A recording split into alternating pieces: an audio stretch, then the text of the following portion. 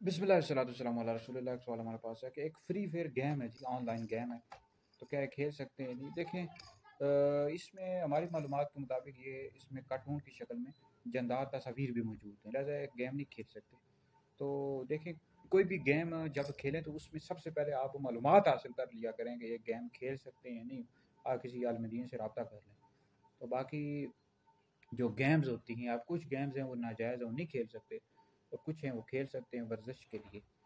तो लेकिन ये है कि इनकी आदत नहीं बनानी चाहिए, कभी कभार हो खेल लें, जैसे फुटबॉल है, कभी कभार आप खेल लें वर्जिश की नीयत से।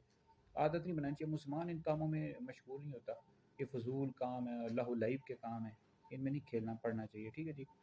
तो अब इस तरह क्रिकेट लोग खेलते हैं, तो ये भी इनमें टाइम ज़ाया होता है, टाइम ज़ाया करने वाली गेम्स होती हैं। वर्जिश की नीयत से आप वर्जिश कर लें थोड़ी देर, नहीं जिसमें पैदल चल लें, तो ये बेहतर है।